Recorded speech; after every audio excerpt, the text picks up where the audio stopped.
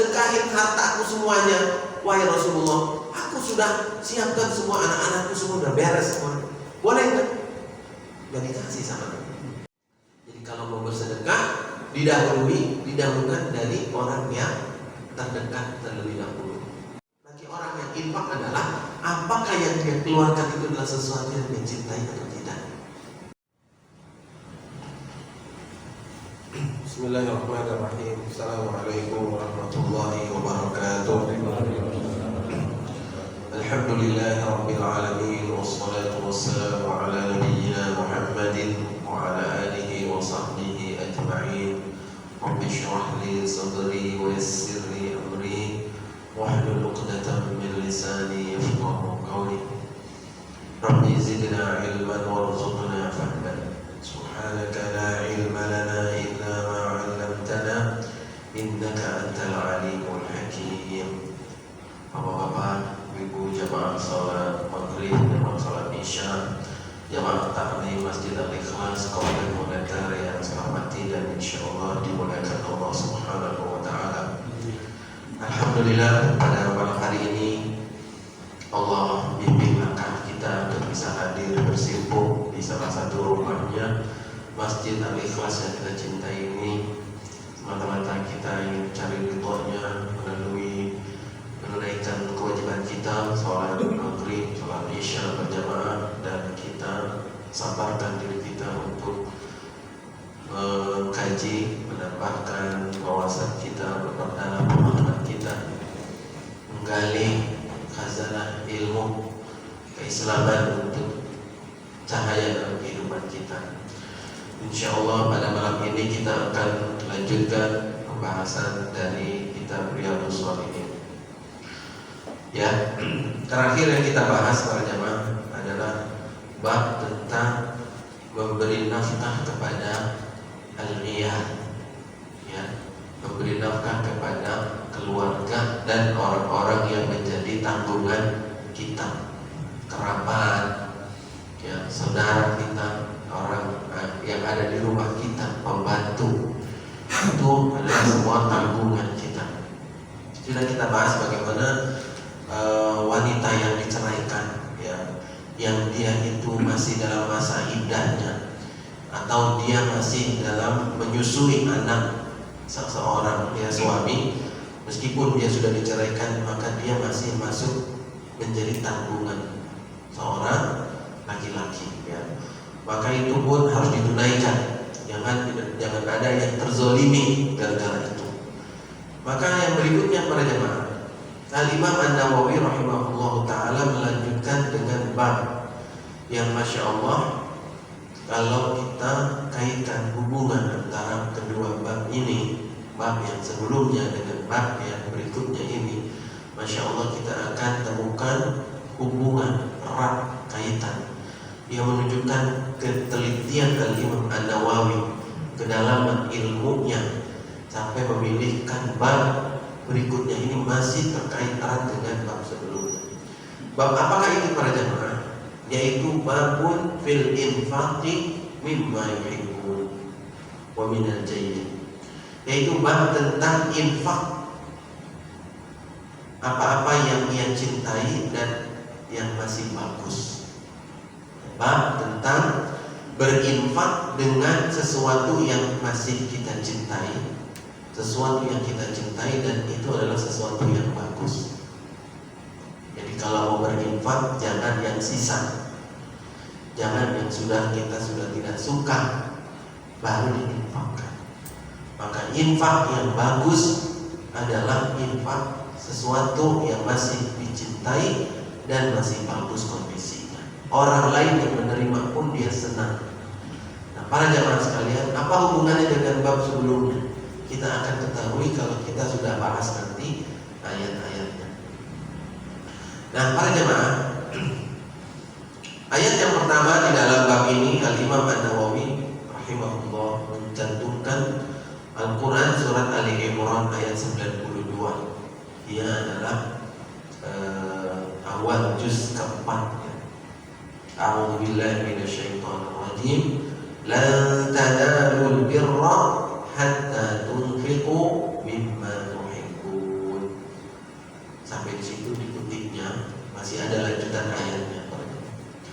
Lan tanalul birra artinya terjemahannya adalah lan tidak akan. Ya, ini pakai nun ya, lan. Saya ingin mengingatkan saja penekanan makna. Kalau pakai nun itu tidak akan sampai kapanpun, ya. Tidak akan mungkin kecuali ada keterangan nanti sesudahnya. Lan tanalul birra, tidak akan kalian mendapatkan meraih albirra, yakni kebaikan. Kamu tidak akan sampai meraih kebaikan hatta tunfiqu, sampai kamu menginfakkan mimma tuhibbun, dari apa-apa yang kamu sukai. Tuhibbun, kamu cintai. Lan tanalul birra, kamu tidak akan sampai mendapatkan albirra. Para ulama tafsir mengartikan yang dimaksud birra di sini apa? Secara bahasa albirra itu adalah kebaikan. Di dalam Al-Quran surat Al-Baqarah ayat 177 itu menjelaskan, laisal birra an tuwallu wujuhakum qibala al-masyriqi wal maghrib. Bukanlah yang dimaksud dengan albirra di situ adalah engkau hadapkan wajahmu ke timur maupun ke barat. Walakinnal birra, akan tetapi yang namanya kebaikan itu adalah man amana billahi wal yawmil akhir wal malaikati wal kitabi wan nabiyyin. Yang namanya albirra itu adalah segala macam jenis kebaikan, yaitu engkau beriman kepada Allah, kepada malaikatnya, kepada hari akhir, kepada kitab, kepada para nabi. Lalu kemudian kamu wa atal mala ala hubbihi, kamu memberikan harta yang kamu cintai, zawil qurba, kepada kerabat, wal yatama, kepada anak yatim, wal masakin, dan kepada orang miskin, wal jari dzil qurba, dan kepada tetangga juga. Itu segala macam kebaikan tertampung di situ, namanya albirra. Ya. Lalu kemudian di dalam salah satu riwayat juga mengartikan yang dimaksud albirra di sini adalah surga. Jadi kalau kita terjemahkan, kamu tidak akan sampai masuk ke dalam surga, kamu tidak akan sampai meraih surga. Ya, sebenarnya antara tafsir yang satu dengan yang lainnya ini ada hubungannya. Ini maksudnya adalah bahwa kamu tidak akan meraih kebaikan yang menyampaikan kamu ke dalam surga. Itu namanya albirra. Kebaikan yang akan menyampaikan seseorang kepada surga itu namanya albirra. Bagaimana kita akan mendapatkannya? Berdasarkan ayat ini mengatakan kamu tidak akan sampai mendapatkan surga itu hatta sampai unfiqu, kamu berinfak mimma tuhibbun, dari apa-apa yang kamu cintai. Sampai di sini para jamaah yang ada di benak kepala kita tangkap apa? Oh, kalau mau masuk surga harus menyerahkan apa yang kita cintai, harta yang kita cintai. Berat atau mudah? Berat. Kenapa? Kata para ulama tafsir mengatakan bahwa an-nafsu, jiwa kita itu adalah diciptakan jalaba juliba ala syahwat, atau dipaksa untuk ala hubbil amwal, cinta terhadap harta, cinta kepada anak-anak, cinta kepada kesenangan. Lalu kemudian ternyata yang kita cinta itu harus diinfakkan. Itu yang menjadi susah. Bahwa orang akan bisa melakukan itu kalau dia bisa menundukkan hawa nafsu. Nah, ini makna secara ijmali, makna secara umum yang kita tangkap dari ayat ini.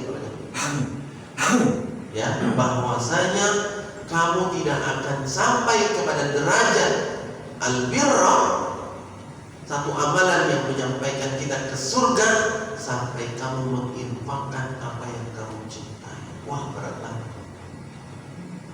Berarti kalau kita punya mobil ada dua, yang satu masih bagus, yang satu lagi masih udah tuaan tahun, berarti harus diinfakin yang mana? Berat kan?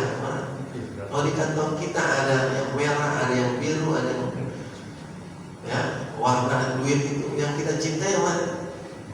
Itu harus makna ijmalinya seperti itu.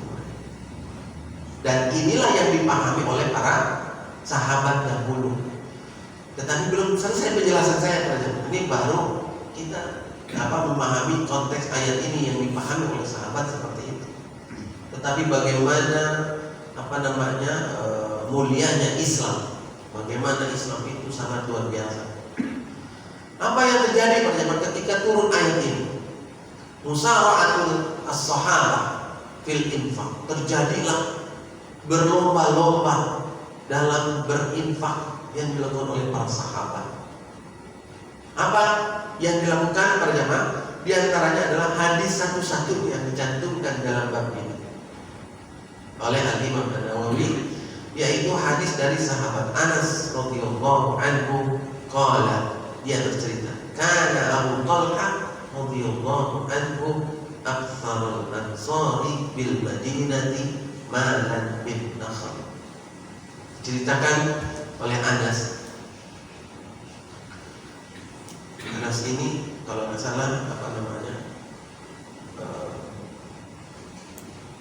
Abu Talha ini bapak kolonnya, kalau di dalam Betawi bilang bapak angkat, bapak tirinya. Ummu Sulaim menikah dengan Abu Talha. Jadi Ummu Sulaim ini sudah punya anak namanya Anas. Kalau tidak salah nanti bisa dicek ulang.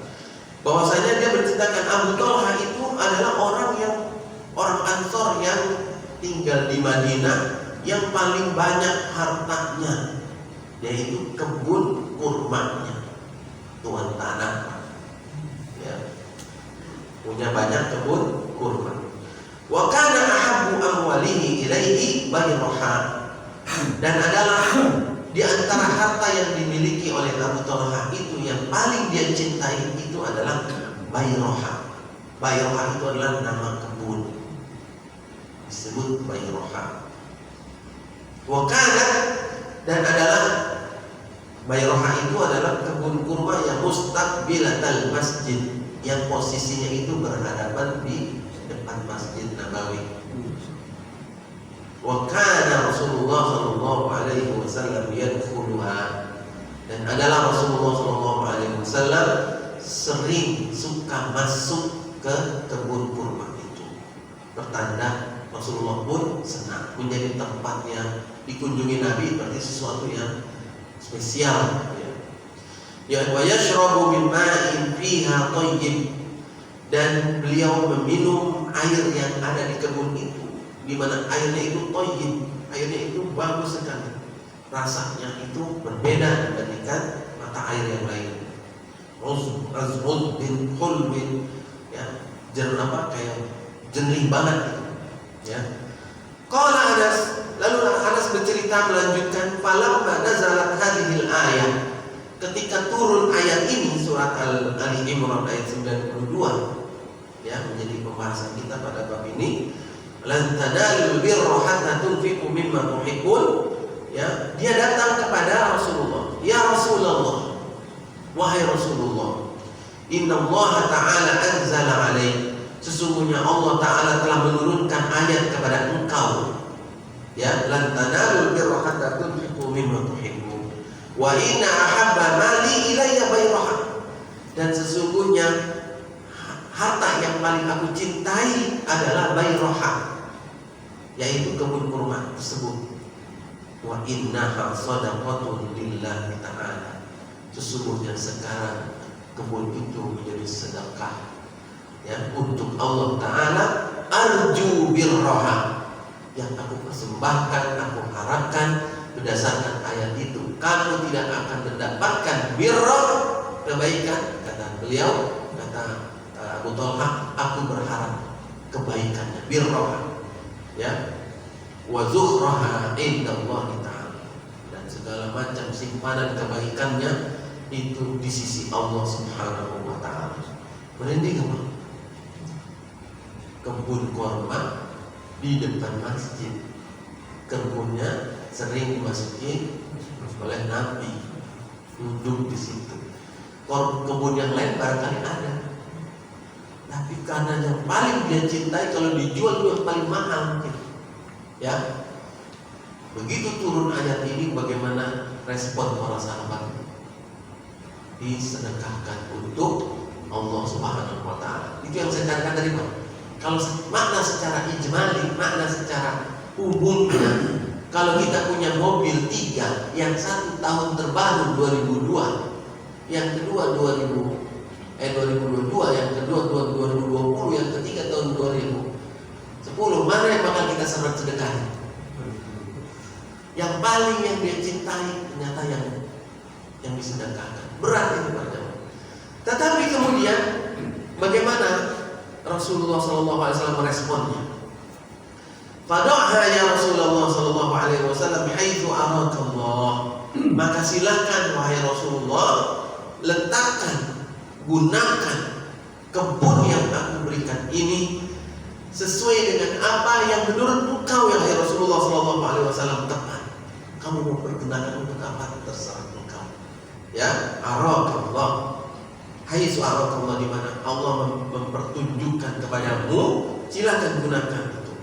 Lalu apa kata Rasulullah SAW?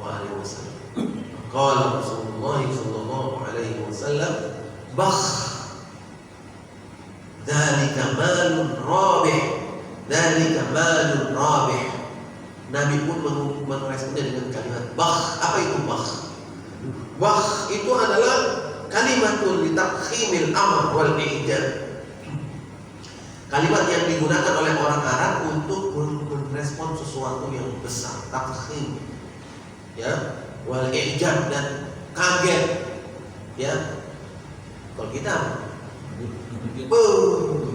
sama mirip-mirip juga ya. Kalau dia pakai khobah, kita ini harta yang mahal sekali. Ini harta malun robeh, harta yang menguntungkan sekali. Kalau kamu jual berapa harganya orang mau beli? Robeh. Ya, udah hasilnya subur ininya, hasil kormanya, airnya bagus, dekat masjid lagi. Kamu mau bikin apa aja bisa, orang ke masjid sambil belanja, segala macam. Mau disedekahkan. Dzalika malun robeh. Wa qad sami'tu ma qulta, dan sungguh aku sudah dengar apa yang kamu ucapkan. Ya, apa yang dikatakan oleh sahabat Abu Thalha?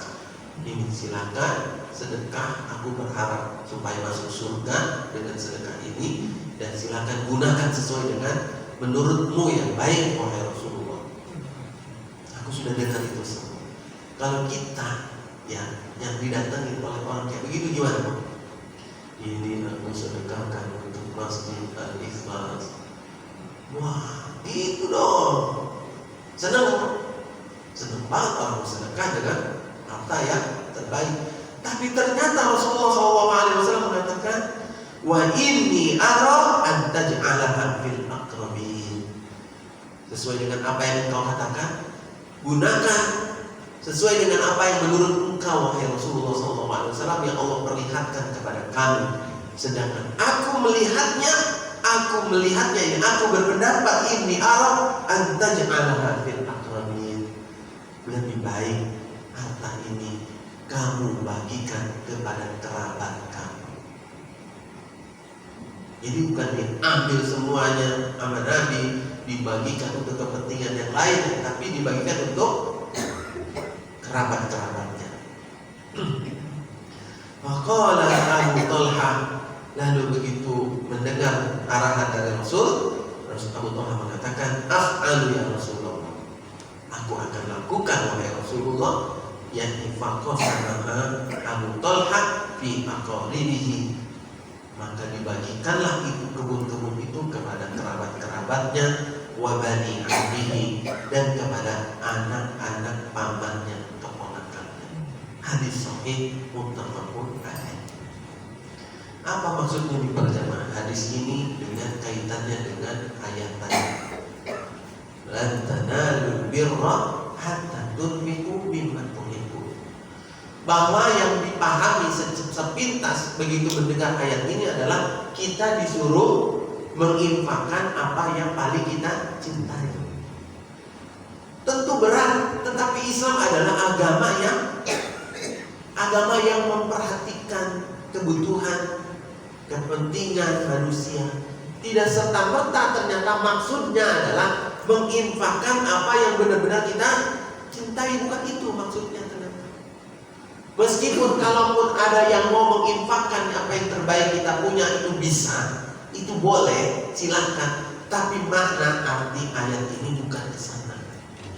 Yaitu artinya pada jamaah sekalian yang berbahagia, yang dimaksud infakkan apa yang kamu bisa cintai, bukan apa yang paling kamu cintai. Ada 3 mobil yang paling kita cintai.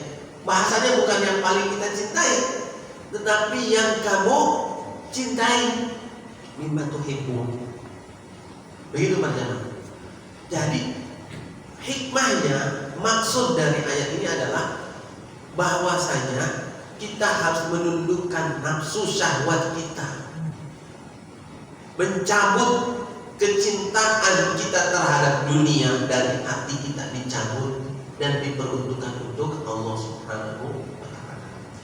Dan jumlahnya tidak mesti sebesar apa yang kita cintai sepenuh hati kita, tidak mesti. Sedikit yang kita sedekahkan, kita infakkan, kalau itu sesuatu yang masih kita cintai, itu akan termasuk, akan mendapatkan al-birra. Mana dalilnya Pak Jamaah? Dalilnya adalah lanjutan ayat tersebut. Allah mengatakan, wa ma tunfiqu min syai'in fa innallaha bihi alim. Jadi luar biasa, ini dilanjutkan dengan potongan ayat berikutnya yang menjelaskan, menyempurnakan pemahaman makna ayat ini. Wa ma tunfiqu, dan tidaklah kamu menginfakkan min syai'in, itu artinya sedikit pun. Syai'in itu sesuatu. Jadi kalau yang ada kita cintai, kita infakkan, tapi tidak semuanya, maka itu fa innallaha bihi alim. Allah mengetahuinya. Tetap dicatat sedapat pahala, tetap. Maka kemudian para jemaah dikembalikan kebijaksanaannya itu kepada yang bersangkutan. Ini luar biasa fleksibilitas Islam. Nah, apa dari sini para jamaah? Kaitannya dengan bab sebelumnya. Nah, saya baru kaitkan dengan bab sebelumnya setelah kita pahami dulu makna ayat. Bahwa sebab sebelumnya kita diperintahkan untuk berinfak, bersedekah kepada keluarga kita, ya, kepada anak, cucu, ponakan, pembantu, orang yang menjadi tanggungan kita. Itu kewajiban kita. Tapi, catatannya adalah jangan sampai nanti kita karena cinta kita kepada keluarga begitu besar, sehingga yang kita infakkan itu adalah sisanya, yang jelek, yang udah tidak kita suka. Jangan sampai terjadi seperti itu. Maka Al-Imam An-Nawawi rahimahullah ta'ala melanjutkan dengan bab ini. Kalau kamu mau berinfak, maka berinfaklah apa yang kamu suka, kamu masih cinta, dan barang itu masih bagus. Itu maknanya. Jangan sampai kecintaan kepada dunia, kepada keluarga diantaranya, menjadikan infak kita tidak berkualitas. Saya pernah menyampaikan tidak? Suatu ketika Rasulullah didatangi oleh cucu beliau, Hasan dan Husain. Kalau kemarin saya singgung, dipeluk Hasan dan Husain. Ya, kata Rasulullah setelah dipeluk cucunya, dia mengatakan, innal walada mabkhalatun wa majbanatun. Sesungguhnya anak itu adalah mabkhalah. Kata Nabi, itu mabkhalatun diambil dari kata-kata bakhil. Anak keluarga itu bisa menjadi penyebab seseorang jadi pelit, jadi bakhil. Yang tadinya mau infak, ingat tentang buat anak mana, tentang buat keluarga mana, ya akhirnya jadi bakhil orang karena cintanya kepada anak, gitu. Nggak jadi berinfak. Atau tadinya dia pengen banyak, kemudian jadi sedikit gara-gara apa? Ingat sama anak. Atau majbanatun, anak itu bisa menjadikan seseorang majbanah, al-jubn, pengecut. Ya, jadi pengecut, ingat anak, sama cucu, sama keluarga, akhirnya jadi pengecut. Dia ajak hijrah, dia ajak jihad, ingat anak jadi, gitu. Maka kata Nabi mengingatkan, potensi keluarga itu bisa menjadikan orang bakhil. Maka jangan sampai lupa, cinta kepada anak adalah sesuatu yang baik, sesuatu yang disyariatkan, menjadi tanggungan seorang bapak menafkahi keluarga. Tapi berinfak, bersedekah adalah sesuatu yang baik juga dan tidak boleh diabaikan. Maka para jamaah sekalian, kembali perkaranya dikembalikan kepada apa? Kepada hal yang bersangkutan. Coba para jamaah, bagaimana pahamnya Nabi Shallallahu Alaihi Wasallam tentang psikologis? Apa kira-kira para jamaah kalau Abu Talha itu mensedekahkan kebunnya yang paling berharga, paling mahal, kira-kira kerabat-kerabatnya gimana perasaannya? Waduh, kenapa dikasih ke soal? Kita juga kan saudara-saudaranya pengen juga. Jangan sampai itu tidak terperhatikan. Itu ya kaitannya dengan tadi bab sebelumnya. Mereka juga perlu diperhatikan. Di satu sisi juga Islam nggak sangat menguras yang mengeksploitasi sedekah. Lalu kemudian gara-gara sedekah, kemudian saudara-saudara jadi memble, jadi gila, saudara-saudaranya, anak-anaknya, jadi diatur sampai sedemikian rupa pada. Dan Rasulullah memahami itu. Baiknya kamu bagikan kepada kerabat. Sama juga dengan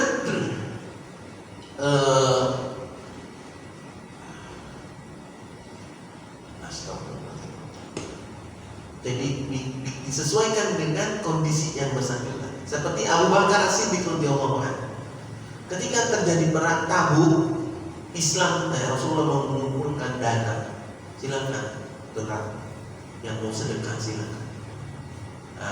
Allah Subhanahu wa taala membutuhkan dana untuk jihad. Silakan. Man jahaza ghaziyan faqad ghaza. Kata Nabi, siapa yang menyiapkan dana untuk orang yang berjihad, maka sungguh dia, kata Nabi, ikut termasuk pahala berjihad. Nabi memotivasi seperti itu. Maka semua para sahabat pada pulang. Lalu Abu Bakar bawa semua hartanya. Umar bin Khattab bawa separuh hartanya. Ini cerita yang sering diulang-ulang ya, ma'rufnya, masyhur. Ternyata apa kata Rasulullah? Kenapa dibiarkan Abu Bakar itu bersedekah dengan semua hartanya? Nabi nanya dulu ya kan, apa yang kamu tinggalkan buat anak dan istrimu? Nggak dilupain sama Nabi. Ternyata jawaban Abu Bakar mantap banget. Aku tinggalkan buat mereka Allah dan Rasul. Dah, nggak khawatir Nabi, diterima semua. Tapi giliran Sa'ad bin Abi Waqqas menjelang kematiannya, ya, menjelang sakit, bukan kematiannya, menjelang sakitnya parah di kota Mekah, ya lagi haji wada, lalu kemudian dijenguk oleh Nabi. Aduh, sakitnya udah payah, seakan-akan udah mau mati. Boleh gak aku sedekahin hartaku semuanya? Wahai Rasulullah, aku sudah siapkan semua, anak-anakku semua udah beres semua. Boleh gak? Gak dikasih sama Nabi. Setengahnya boleh gak? Sepertiganya? Sepertiga juga masih kebanyakan. Jadi enggak, dalam kondisi satu diterima Abu Bakar, dalam kondisi lainnya tidak diterima.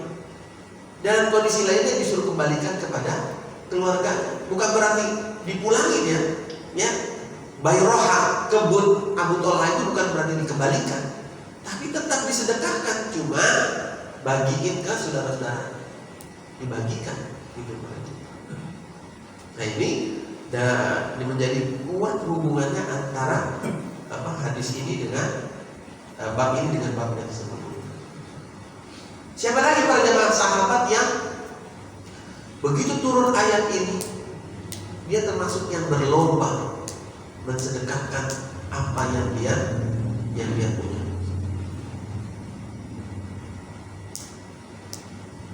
Yaitu Zaid, sahabat Zaid. Begitu dengan ayat ini, dia punya seekor kuda kesayangan dia, kuda perang yang dia sayangi, namanya Subul. Nama kudanya Subul. Dan Ya kalau kita kalau dibandingkan dulu, kalau dulu kuda buat perang ya kita berarti apa? Kendaraan ya, punya kendaraan kesayangan, motor atau apa gitu. Begitu turun ayat ini dia datang kepada Rasulullah SAW, ya Rasul, kudaku ini adalah harta yang paling berharga buatku, yang paling aku cintai, aku sedekahkan untuk Islam. Lalu apa kata Rasulullah SAW? Begitu dikasih kepada Nabi, Nabi pun mengembalikannya kepada Zaid. Dibalikin Nabi kepada Zaid. Begitu dibalikin, Nabi melihat fataghayyara wajhu. Terlihat wajahnya siapa? Zaid itu berubah. Berubah maksudnya ekspresinya. Kenapa sedekahku tidak diterima? Kenapa sedekahku dikembalikan? Lalu Rasulullah SAW menghiburnya bahwasanya sedekah yang sudah kamu sampaikan itu sudah menjadikan kamu mendapatkan apa yang disebutkan dalam ayat tersebut. Sudah dicatat menjadi birrah, sudah sampai kepada tingkatan kebaikan, bisa memasukkan kamu ke dalam surga. Tapi ini aku kembalikan lagi kepada kamu. Jadi apa namanya? Kelihatan jujurnya sedekah seseorang itu. Begitu dikembalikan, langsung jadi diterima ya oleh Rasulullah SAW. Ternyata itu adalah Rasulullah SAW juga memperhatikan bagaimana keadaan Zaid. Kalau diterima, entah dia mau ngapa-ngapain susah. Maka Rasulullah SAW memahami itu semua. Dan disinilah fleksibelnya, bahwasanya ayat ini jangan dipahami menjadikan seseorang berinfak itu lalu kemudian melupakan anak istrinya, keluarganya. Gara-gara infak sedekah lalu anaknya kelaparan, kemudian keluarganya menjadi minta-minta, nauzubillah. Karena dahulukan orang yang menjadi tanggungan kamu. Ibda biman ta'un. Jadi kalau mau bersedekah didahulukan dari orang yang terdekat terlebih dahulu. Sebagaimana disebutkan dalam ayat banyak ya dalam surat An-Nisa, wa'budullaha wa la tusyriku bihi syai'an wa bil walidayni ihsana wa bil walidayni ihsana wa bidil qurba. Dahulu kepada yang kerabat dulu pada. Ya, udah beres semuanya baru nikah. Dan bab sebelumnya sudah lewat itu. Ya, bahwasanya keluarga itu infak kepada keluarga itu pahalanya lebih besar daripada infak untuk fisabilillah. Nah itu ayat yang pertama para jamaah. Ayat yang kedua dicantumkan oleh Al-Imam An-Nawawi dalam bab ini adalah Al-Quran surat Al-Baqarah ayat 267. A'udzubillahi minasyaitonir rajim. Ya ayyuhalladzina amanu anfiqu min thayyibati ma kasabtum wa mimma akhrajna lakum minal ardi wa la tayammamul khabitha minhu tunfiquna wa lastum bi akhidhihi illa an tughmidu fihi. Wahai orang-orang yang beriman, infakkanlah, perintah untuk berinfak. Apa yang harus diinfakkan? Allah menyebutnya min thayyibat, sebahagian yang baik-baik. Jadi nggak mesti semuanya, nggak mesti semuanya, tapi sebahagiannya saja. Tapi itu yang masih baik. Jadi para jamaah sekalian berbahagia, seseorang sudah mencapai derajat infak itu sudah bagus. Orang mau berinfak itu sudah bagus. Tapi tantangan berikutnya yang kedua bagi orang yang infak adalah apakah yang dia keluarkan itu adalah sesuatu yang dia cintai atau tidak. Karena banyak orang yang berinfak, alhamdulillah bagus, tapi ternyata dia menginfakkan sesuatu yang sudah tidak dia sukai, menginfakkan sesuatu yang sudah jelek. Coba lihat kalau ada korban kebakaran, ada penggalangan baju layak pakai, itu rata-rata yang disedekahin adalah bukan berarti gak boleh, ya masih bagus sih boleh, gak apa-apa ya, masih layak pakai. Tapi jarang kita lihat sekodi baju masih dibungkus dari tenabang, berarti dia masih sukai itu. Nah itu pada jemaah, min thayyibati ma kasabtum, yang baik-baik dari apa yang kamu usahakan, kerjakan, wa mimma akhrajna lakum minal ardh, dan dari apa-apa yang keluarkan buat kamu dari muka bumi. Ini adalah usaha, baik itu usahanya dalam bentuk dagang, ya, muamalah kasabtum, atau usahanya itu adalah bercocok tanam. Allah keluarkan dari tanah. Dan ternyata para jemaah, Allah Subhanahu wa taala bukan hanya memerintahkan infakkan, tapi juga ada larangan. Ini menjadi sempurna gaya bahasanya para jemaah. Satu sisi ada perintah, sisi lain ada larangan. Itu klop. Perintahnya adalah perintahkan yang baik-baik, disempurnakan dengan larangan. Kalau cuma memerintahkan infakkanlah yang baik-baik saja, yang baik-baik dari apa yang kamu usahakan atau keluaran kamu hasilkan dari bumi, kamu cocok tanam, itu perintah. Tapi para jamaah sekalian berbahagia, disempurnakan jangan ada larangan. Wala tayammamul khabith, jangan kamu pilih-pilih. Bisa saya dulu, tayammamul khabith mana ya udah jelas. Minhu tunfiquna, baru kamu infakkan. Ini nyindir banget teman-teman, nyindir banget. Minhu tunfiquna walastum bi'akhirihi, dan kamu sendiri nggak mau ngambil itu. Illa antum bihi. Jadi kita udah nggak suka baru dikasih kepada orang. Ada perintah, ada larangan. Jadi mengerucut, yang dimaksud adalah sesuatu yang kita cintai. Nah ini para jemaah sekalian yang berbahagia.